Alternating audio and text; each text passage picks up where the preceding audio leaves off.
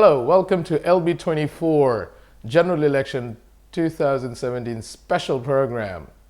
And the second day of the show, we have with us Alistair Polson of Green Party, Bethnal Green and Bow constituency. Joining us, Alistair Polson. Thank you for coming. Pleasure, thank you. It's great to be here. In the first show, we covered Ajmal Masroor, the independent candidate. And since then, we are yet to hear from other candidates to be participating. Unfortunately, we did have unfortunate incident in the Manchester, the attack, and that's why 2 days of quiet and calm, no political movements were happening. And now slowly and eventually life will probably get back to normal. So with that, I will request Alistair to start off by introducing himself and to his constituency. Yeah, thank you. Well, my name's Alistair Polson. I'm the Green Party candidate in Bethnal Green and Bow for the general election, which is taking place on the 8th of June. I've actually stood in the general election last time in 2015, and I don't think any of us expected that we were going to be back quite so soon. And I have lived in the area. I was thinking about it recently, actually. I've been telling people I've lived in the area for 20 years. Actually, it's 25 years at least. And I've lived in Bethnal Green and I now live in Bow. I'm a barrister by trade. I'm a criminal defence barrister working in a big set of chambers in London. And I've been doing that for getting on for about 28 years now, and so I defend in criminal cases, and that's the work that I do. Fantastic. Well, to start with, give us the major, let's say, the 5 points of Green Party's manifesto, why people should vote for you.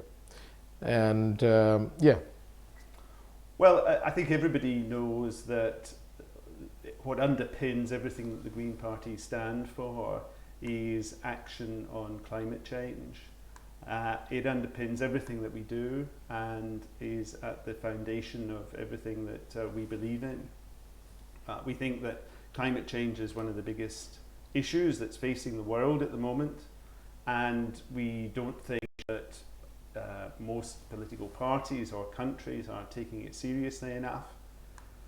And in order to transform our economies and transform our world so that we manage to exist in a way that is in harmony with the world rather than fighting against it and damaging it, it means that we have to change quite fundamentally a lot of the ways that we go about leading our lives. And if we're going to ask people to change, we have to do that in a very equal and fair way. So our underlying principles are that we stand for environmental and social justice. We are an avowedly left of centre party.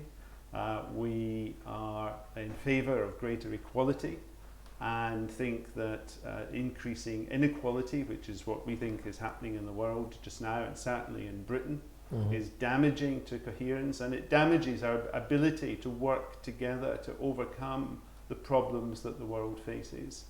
And that means that, so if you ask for 5 things, climate change is one, reducing inequality is another, increasing opportunities for everyone through better education, better job opportunities.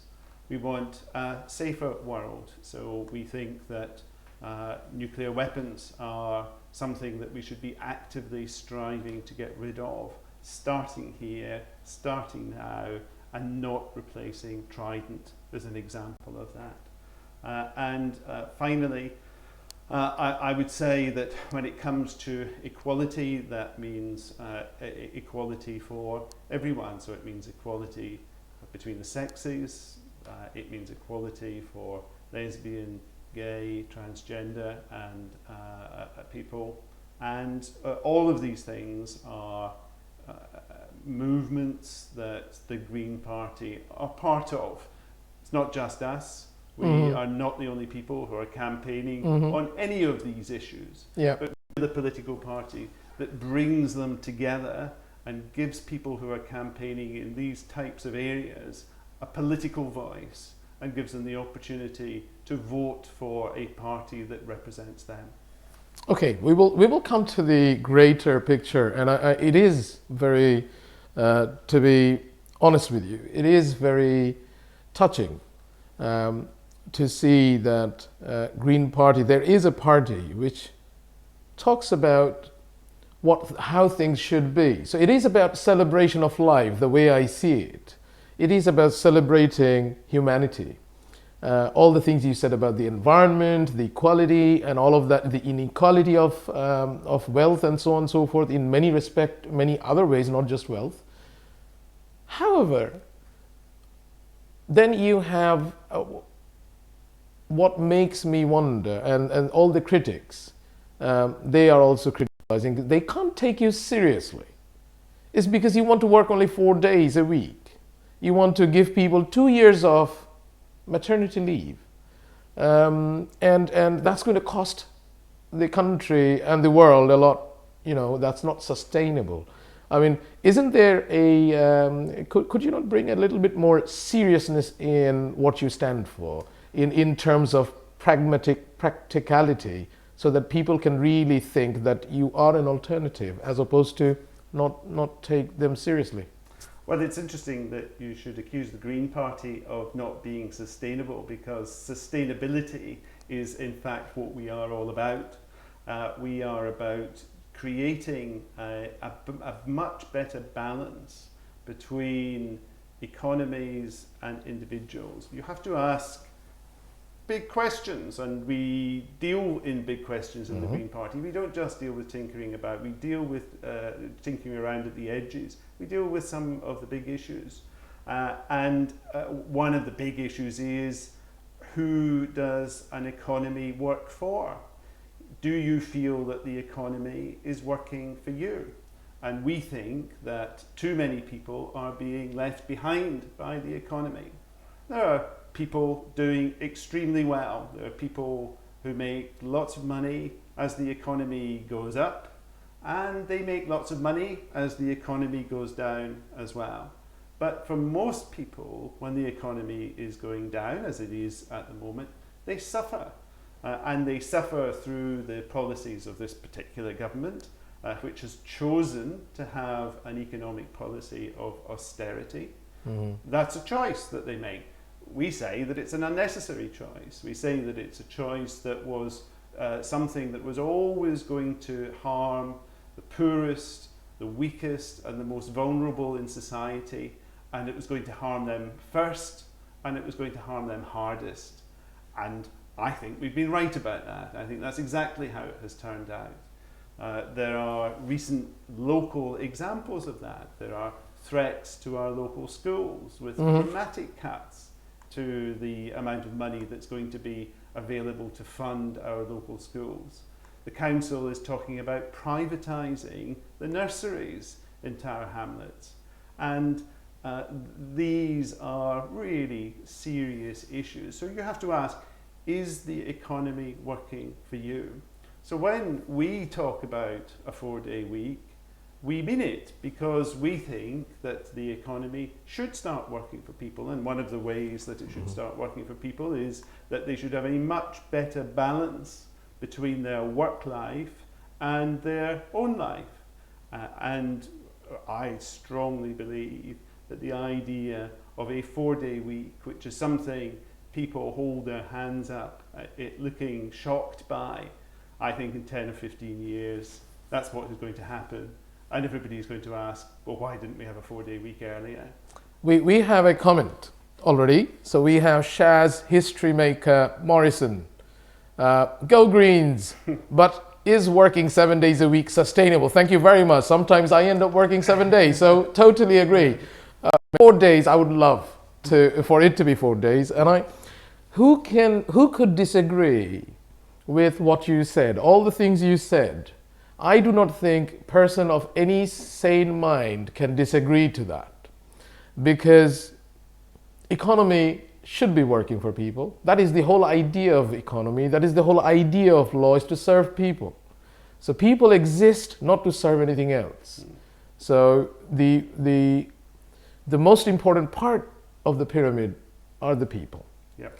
And now, question is, we will come back to the greater scope of the manifesto of Green Party. For now, explain to me, how do you see this election spanning out for you in Tower Hamlets and Bow? What do you see as the main challenges? You mean the local issues that need to be addressed in Tower Hamlets and Bow? Correct. Yes. The local issues The local and issues, the... yeah. Well, I think the local issues are very clear to me, and they are housing, they are health, and they are education, they are jobs, and they are crime, I'm going to call it. Some people call it antisocial behaviour, but a particular problem which has just bubbled much more to the surface recently is knife crime locally as well. And I think a lot of these things are intertwined with each other. So I mean, I can go on about each of those at great length if you want. I think that in housing, the big issue is overcrowding and lack of properly affordable social housing to meet local demand. There's lots of housing being built in Tower Hamlets, but it's the wrong kind of housing for the wrong kind of people. I'm not saying that there shouldn't be fancy flats in Tower Hamlets, but there also needs to be social housing so that when young people want to set up home, they're somewhere nearby to their family and their locality where they've grown up, where their friends are, where their work is, where perhaps they're studying and going to college, that they can establish themselves in some kind of home of their own. And at the moment, that is becoming more and more impossible. It is absolutely impossible for local people to buy a house in Tower Hamlets now. And so young people are generation rent, as we call them. And so one of the big issues that we have to challenge is making sure that the rental market works for everyone, that there is an opportunity for everyone to get somewhere to live that is affordable, that is decent, that is safe.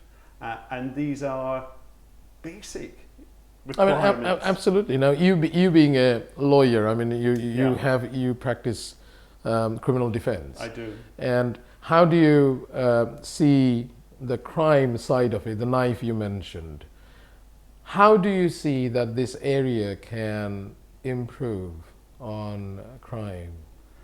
I mean, I think there's lots of scope for improvement. There's lots of great work being done in Tower Hamlets. There's lots of great youth services that are available to young people in particular.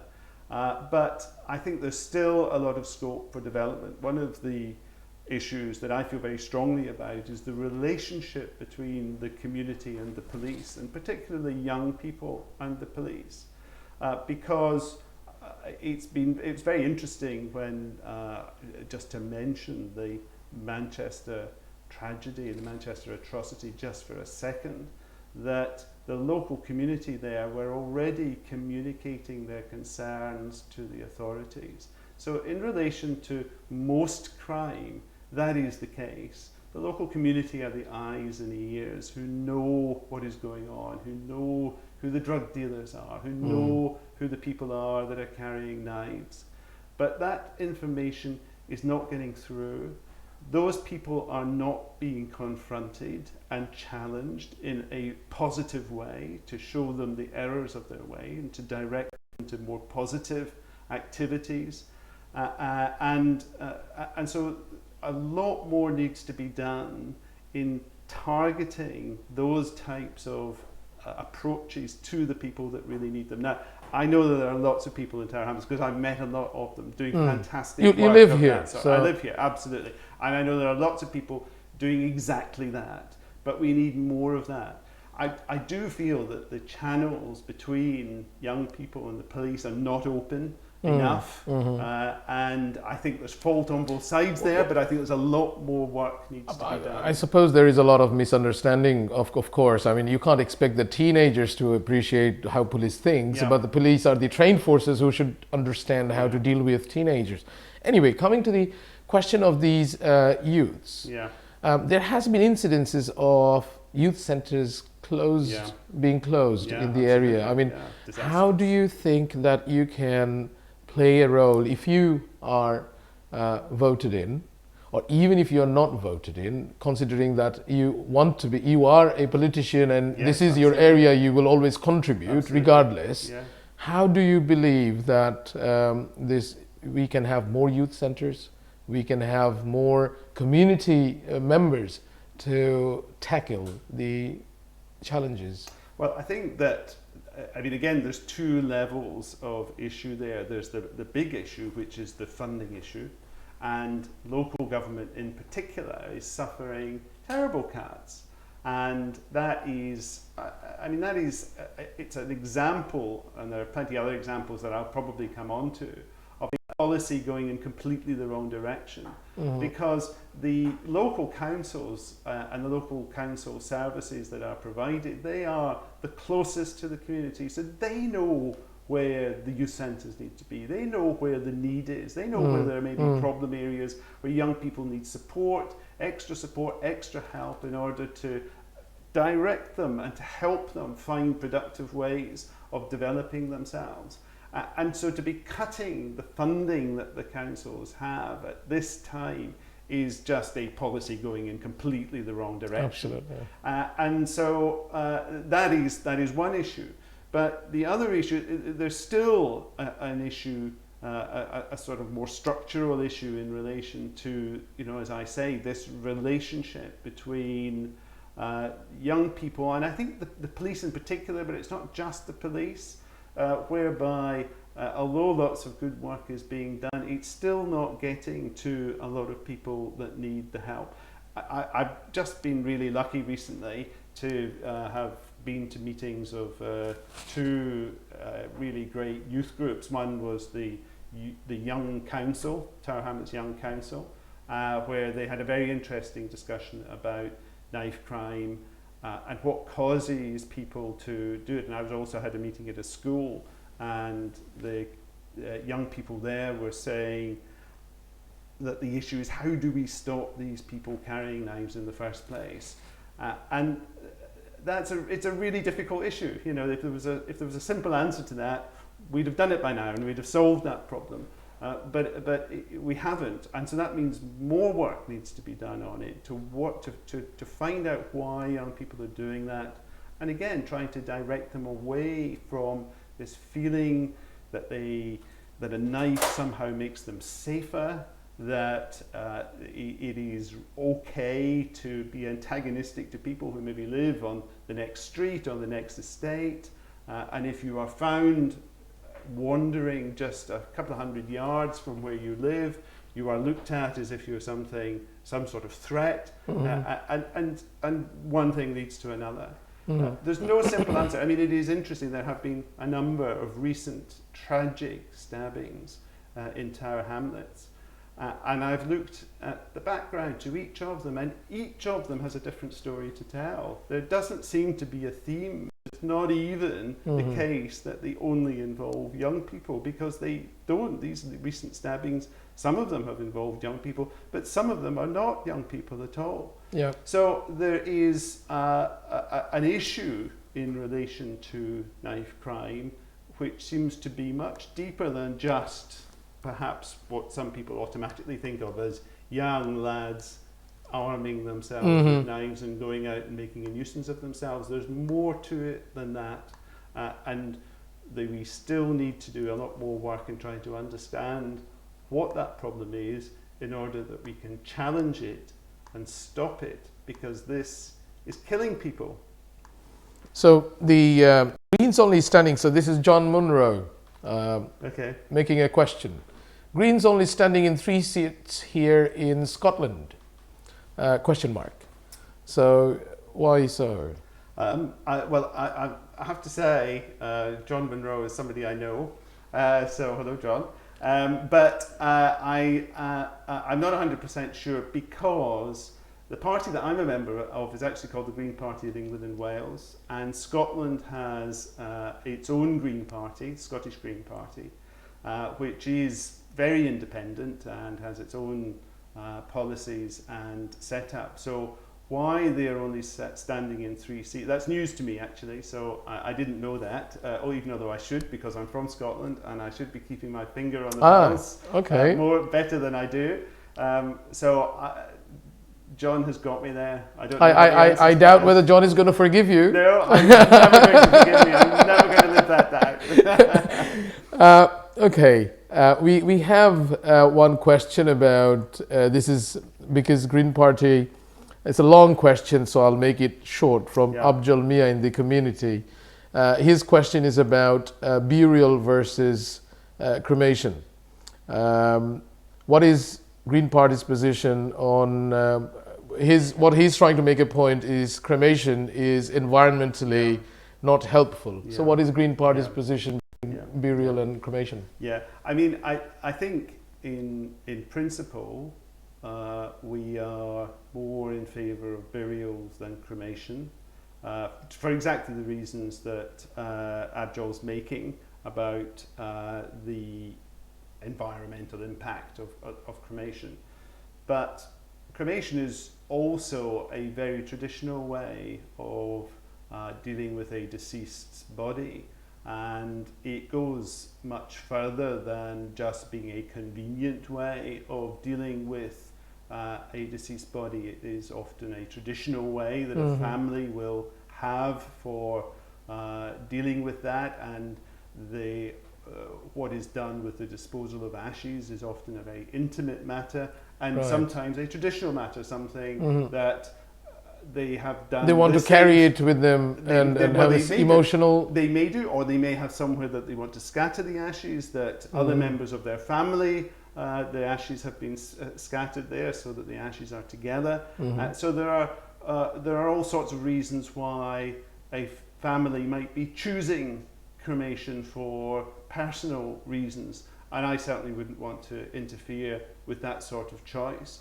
But I think one of the issues is that burial is not as available and accessible as perhaps it ought to be. It's quite a difficult thing, particularly if one lives in a city like London, to get access to burial. And in fact, it's a fact that burial grounds, as I understand it, don't even have to be licensed. In fact, you can bury a body with the permission of the landowner wherever you wish, and quite a lot of landowners now will have areas where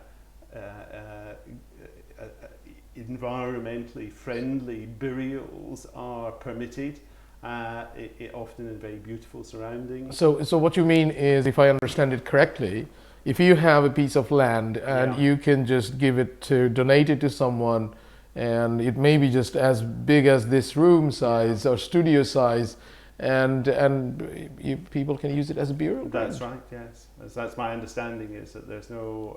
there must be something to do with council, as long as it is in... You have to have permission, and the burial has to be notified and registered and all of that sort of thing.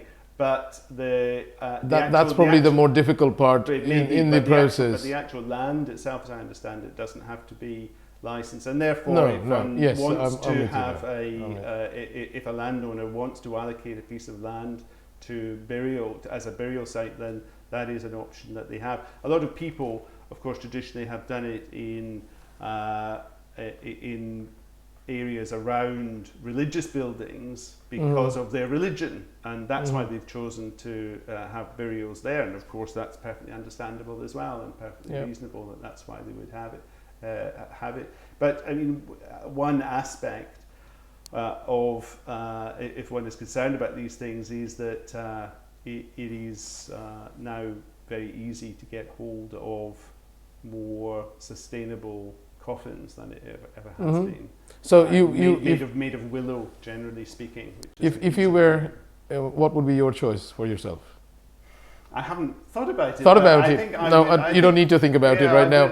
I hope you have a long life, and don't worry about it. You don't need to think about it. Who funds the Green Party? That's Saeed Mizan from the constituency wants to know. Yeah, great question.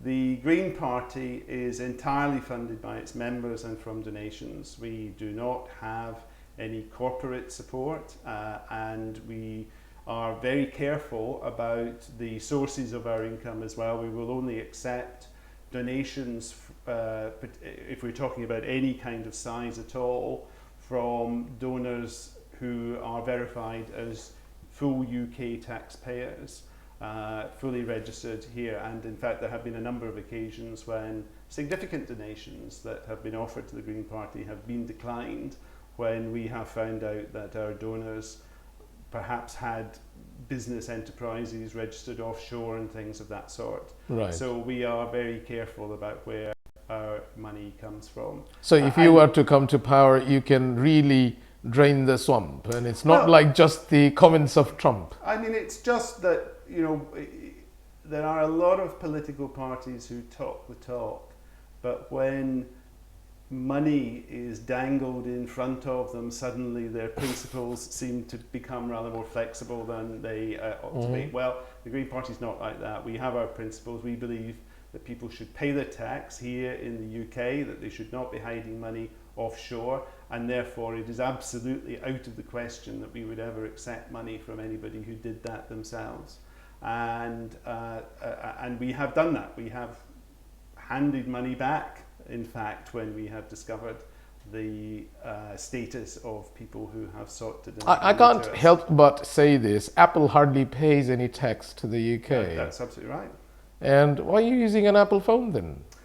Well, I mean, you know, you have to live in the real world. I mean, I do get criticised by people in the Green Party who say that I should not use it's very silly. It's a very silly thing. Couldn't help. So anyway, I'll move on. Very silly thing. Okay, why should, now the question coming from Saeed Mizan again, your policy on large family affordable homes. What are your thoughts? Do you have any particularized thinking about this area in this regard? Well, I mean, I think in general, we think that particularly in London and in particular in Tower Hamlets, that if you're talking about purchasing homes for a large family, it is out of the question now, unless you are in the category of the super rich. And so what we are talking about is renting homes.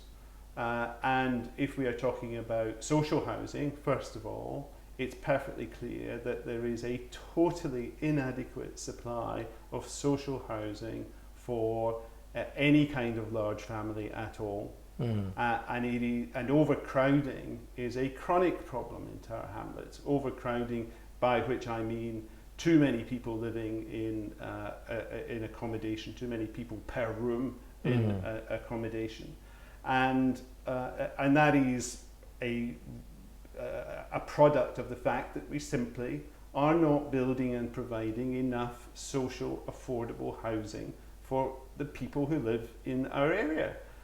I mean, it is really as simple as that, and there is absolutely nothing being done about it. I don't listen to anybody who says that we are building lots of houses in Tower Hamlets. We are building lots of houses, but not of the types of houses that local people need. And one of the types of houses that is in chronic short supply is homes for large families. And for people who are in that situation, my heart breaks for you, because the opportunity to move from cramped accommodation into decent accommodation is so restricted and so limited that I just think it's terrible. And I think we're definitely seeing circumstances now where people are moving out of Tower Hamlets because of inadequate supplies of that type of housing, and I think that's a shame that people have to do that. If people want to choose to move out into another area, of course that's absolutely fine, but to be forced to move out of an area because there isn't accommodation to meet your basic requirements, that to my mind is wrong. Absolutely. Now we have more questions. Questions are coming. Right. So you don't have, I can't ask you my questions yet, so I'll come to mine. So we have question from Yasir KC. Yeah. In regards to tackling climate change, what are the greatest achievements of Green Party and particularly Mr. Alistair's?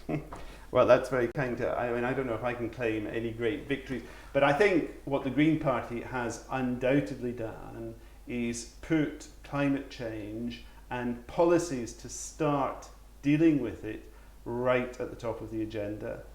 We have got a whole set of policies that deal with climate change and moving our economy from an unsustainable economy reliant on fossil fuels, which are going to run out and which are in the process destroying the planet that we're living on, into a sustainable economy on the other The sooner hand. it runs out, the better. Well, the Because sooner, it's going to stop destroying the of course, environment, absolutely. right? We want to get to work on that straight away.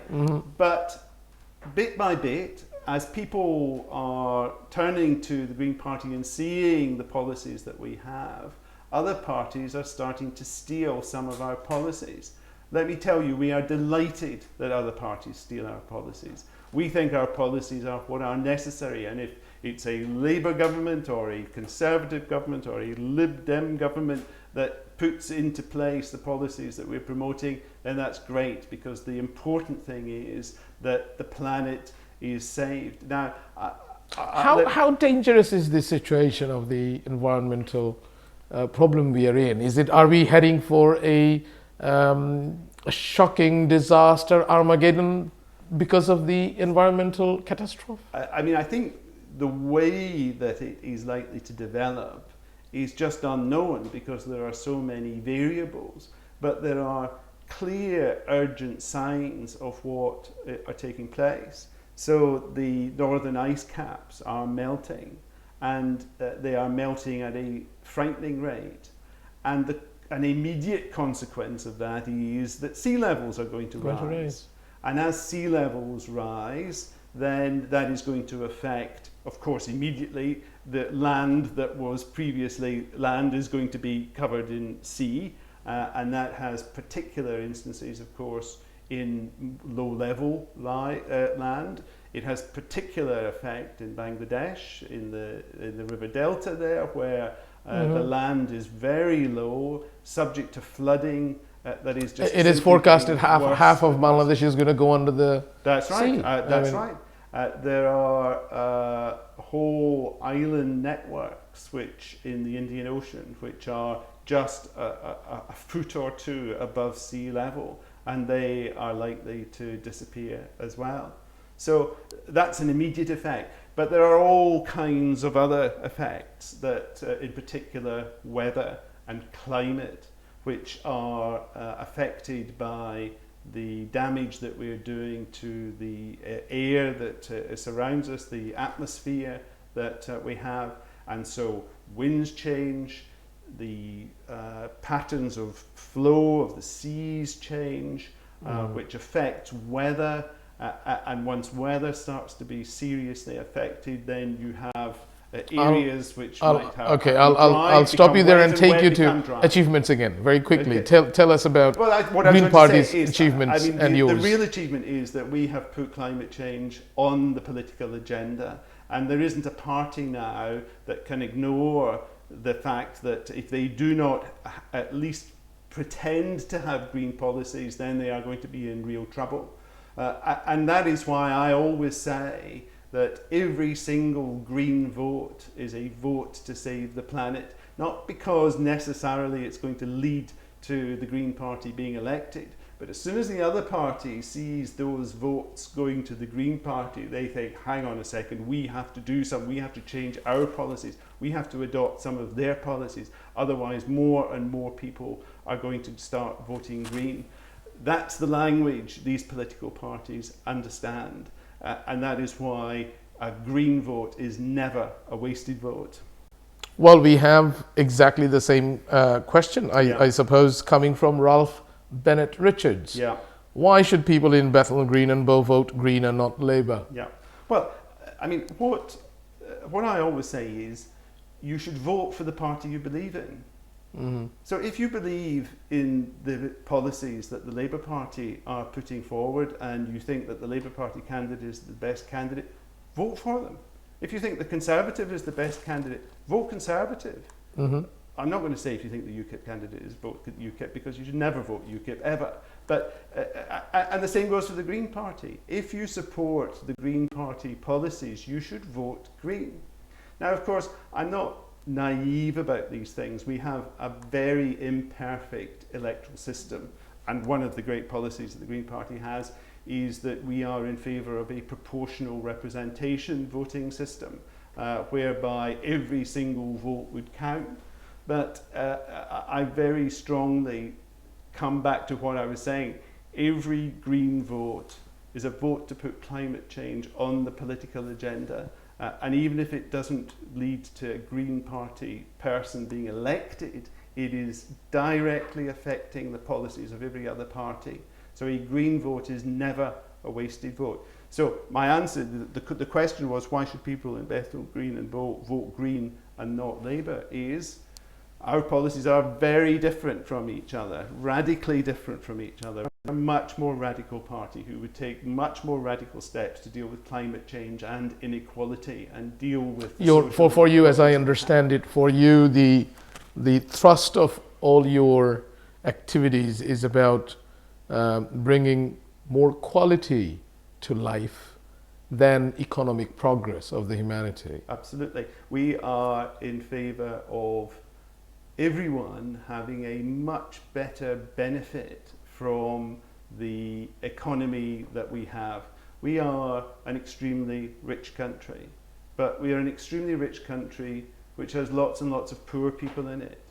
And it has poor people in it. And the NHS is crumbling. The NHS is crumbling, housing is terrible, the quality of our air is killing us. There are all these quality of life issues that are not being challenged because the economy is designed to benefit an extremely narrow band of people. And we are busy with the rat race. We want the economy to work for everyone in the society. We don't say that it's wrong for people to set up businesses and make money, but it is also wrong that at the same time they should be paying poverty wages and relying on the state to top up those sorts of wages. That is not the banks are going to go bankrupt, and public money will be used to protect them. Well, that's what happens, isn't it? That's what is happening. That's what we are seeing. If a council goes bankrupt, it goes bankrupt. It's like the Christianity's churches, for Islam, the mosques, yes, and is the banks for the capitalists, yes, right? yes. I mean, that's so you have to save it. Yeah. You have to save the banks. Whatever happens, you have to save the banks. Whatever they do, it seems, no matter how appalling their conduct, the government will step in and save them. Yeah. They have got nothing to lose. Right. Now, the other thing I want to ask you, you have in the local community, how entrenched is Green Party? We have a very vibrant Bangladeshi Muslim community, and you have more, I think there's more Somalis here coming, and it's a very diverse part of the town. Well, the whole London is diverse, but this is definitely significantly diverse. How is Green Party, your party, in this constituency making inroads to the communities, the other communities you have here, every types of communities? Well, I think that when I look down our membership lists, there are people there from every corner of our community, I'm delighted to say.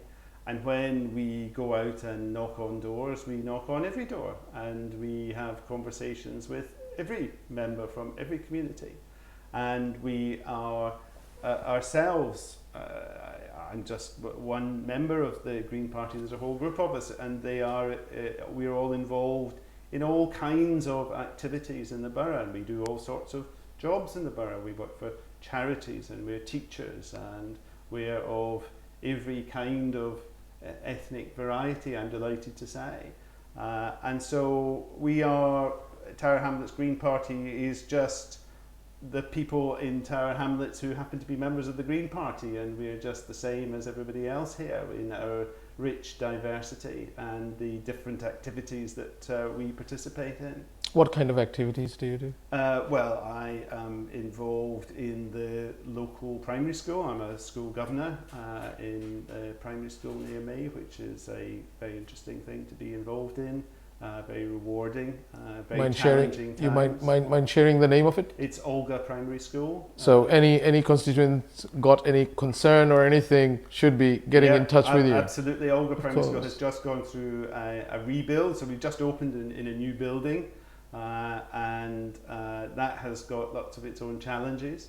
It's now going to be much bigger. It's going to have three classes in every year eventually. And some of the challenges in relation to that are about school numbers with what do you call them, the new schools that are opening up all over the place. And so that's a challenge for every school in Tower Hamlets. And on top of that, of course, we've got the prospect of cuts coming around the corner that we have all been campaigning against. I was at the protest which took place, was it yesterday or the day before? I can't remember. It was yesterday. And that was a great day in the sun. Lots of children there performing, making great speeches about the fear that they have, that the cuts will have on their future and their chances and their education. We're asked, where do you stand on votes at 16? Yes. So we're in favour of votes for 16. I think we're the only political party who are in favour of votes for 16. It was introduced in the referendum in Scotland, the last independence referendum, and young people aged 16 and 17 for the first time were able to go and vote in that referendum, and they turned out in massive numbers to do that and showed that they were fully engaged in what was going on. And what I think the Green Party is full of young people. Young people flock to the Green Party and really relate and understand what we are getting at, and in turn they influence the policies that we have. We're very inclusive, so that young people are directing lots of other policies, coming up with the policies, pushing them through the party. The most unpretentious lot. Simple as that, right? They are the very straightforward, direct. Yeah, absolutely. No nonsense voters. Absolutely. So we have I think great policies for young people. Like, we want to end student debt. We want to get rid of tuition fees, and we want to get rid of the debt that students who have already graduated have. We want to end housing insecurity. We want to make sure that there are rent controls, because that is something which particularly affects young people, although it affects lots of other people as well. But young people are generation rent, particularly in Tower Hamlets, because they're never going to be able to afford to buy a house. Not with the £13,000 worth of loan every year, well, no question. That's right. Well, we want to get rid of that as well. We want to have a grant system reintroduced. So we would abolish tuition fees, we would have a grant system, and we would want to get rid of the debt that's hanging over people who have already graduated. But there's another really important issue that young people have really highlighted for us in the Green Party, and that is the issue of poverty wages. There is this terrible situation where young people 16 to 18 have a lower rate of the minimum wage than older people, and it means that they are getting paid way below what the value of their work could conceivably be. And we say there's absolutely no justification for that at all. If you're doing the job, you should get paid the wages. They have really pushed that through for us. So we would end age-related wages. If you're working, doing a job, you should get paid, and the fact that you are young, middle-aged or old should be irrelevant. You're pro-Euro? We are absolutely and avowedly pro-European. But then you want to have your own tariffs for bringing goods to UK? Well, do we? That's kind of Isn't it so? No, I don't think that is Okay. right. No, I mean we are a party that campaign very strongly to stay within the European Union, and there are some really important reasons why we did that. Climate change does not recognise borders. Borders, yeah. Terrorism does not recognise borders. Global businesses do not, by their very definition, recognise borders. You cannot stand up for the interests of the people of Britain by being a little Britain country. You simply cannot do that. The world has moved on. And for us to be moving out of the European Union, imperfect though it absolutely undoubtedly is again a policy we think moving in the wrong direction.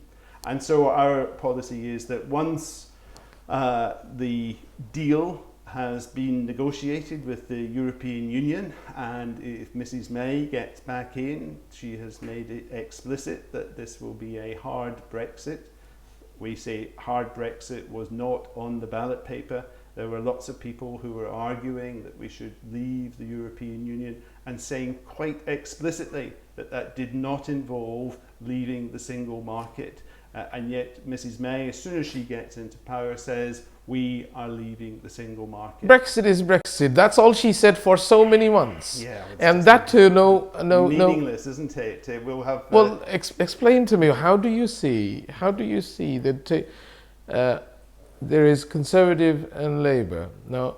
More likely, all the polls are showing that Conservative May is coming back. Well, first of all, so far, yeah. So maybe. far. Well, but you know, but Corbyn is rushing. It's very close, getting very close. What is your opinion? How this vote is going to turn out nationally? I honestly don't know. We've already seen the opinion polls, for what they're worth, shifting dramatically in the last couple of weeks. There are all kinds of incidents that are going to happen between now and polling day. I don't know what they are. I just know that there will be events, things will happen, and the mood will change before we go to the polls on June the 8th. So honestly, I don't know. Of course, all the opinion polls of the two parties, who would you like to see? Who would you prefer? We would prefer the Labour Party one over the Conservative Party any day of the week. And do you expect more Green seats in the Parliament this time? We're always hopeful. We are very confident, I would say, that one of our co-leaders, Caroline Lucas, will be re-elected in Brighton. Mm-hmm. We are hopeful that we will pick up at least one more seat, probably in Bristol West, where one of our MEPs is putting up a really strong battle there. Mm-hmm.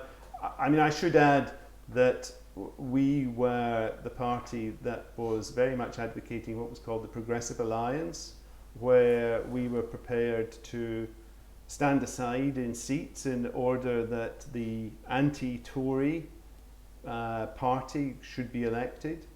And I'm very proud to say that in 22 parliamentary seats, the Green Party have stood aside for precisely that reason, sometimes in favour of a Labour Party candidate, sometimes in favour of a Liberal Democrat candidate, in order to give them a much freer run at trying to dislodge, defeat or keep a seat away from the Conservatives. And I'm very sorry to say that none of the other parties have reciprocated. The Liberal Democrats have stood aside in Brighton to allow Caroline Lucas a freer run there, but the Labour Party have completely failed to engage with this process. Acknowledge your support to them. It's terrible, really, because the benefit would have been much greater to them than to us. It might have given the Green Party one or two more seats. It might have made a difference in up to 20 Labour seats. Yeah. And the Labour Party were not prepared to engage with that process at all, and I think that is a terrible thing. I come back to a point I've already made earlier on, which is the fundamental issue, is the flaws in our voting system. It's a voting system designed in the 19th century for two political parties. We now have a multi-party political system. For better or worse, that's the system that we have got. And our parliamentary election system is simply not fit to deal with that new situation. And so we need to have proportional representation. And the way that the Labour Party simply fails to acknowledge and face up to the reality, that new reality, is one of their great failures. And it's going to lead to Conservative governments where, under proportional representation, there would not be Conservative governments, because Theresa May is not going to win more than 50% of the votes. And under the present system, if she did win more than 50% of the votes, she would win practically every single seat in the House of Commons. That's what happened in Scotland, where the SNP managed to achieve just over 50% of the vote. And in those circumstances, under first past the post, that means you come away with almost all the seats. I think there are only 2 seats in Scotland that they didn't have.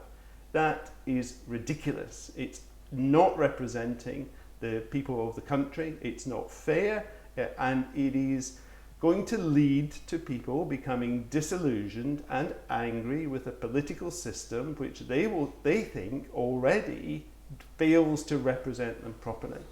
Tell us something about, I think this will be very important for the constituency.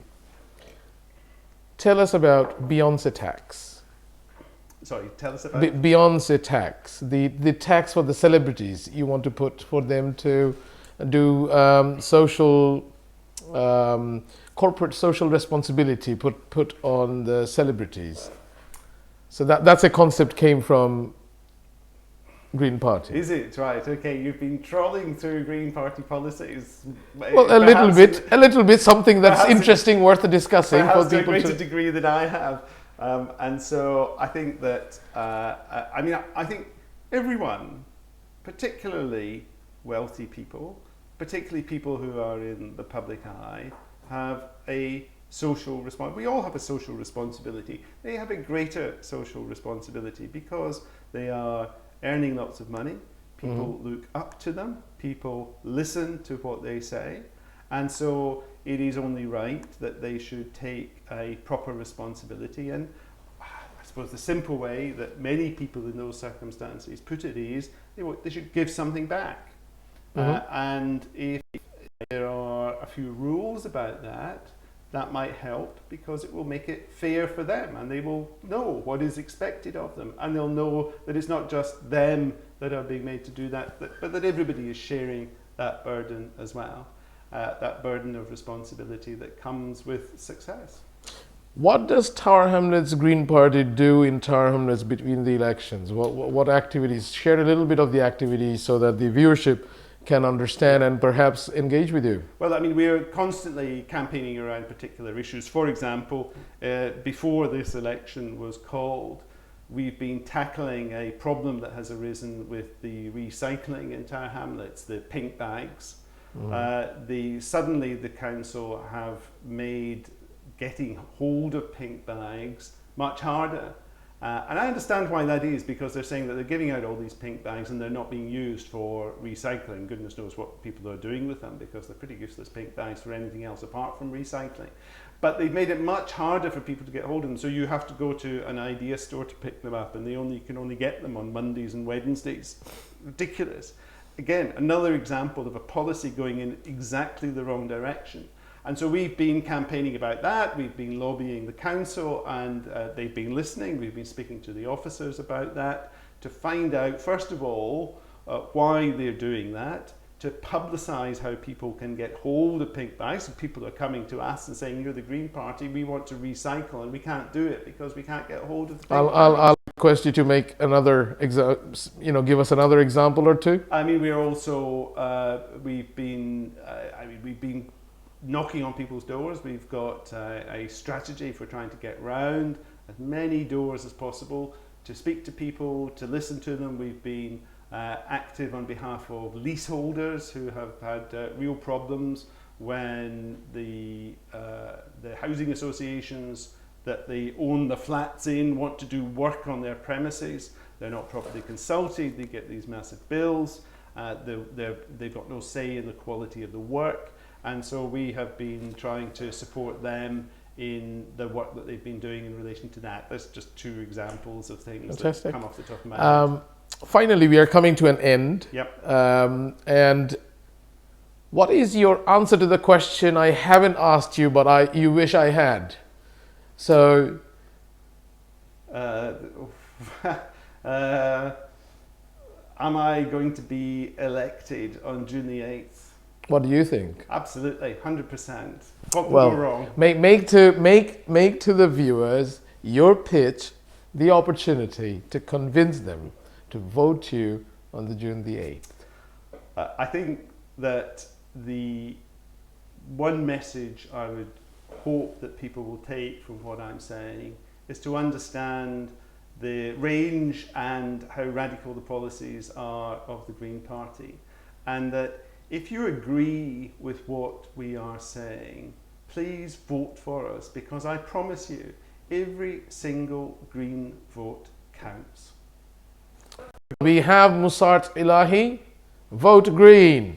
So, on that note, thank you very much, viewers, for being with us, for your valuable comments and questions.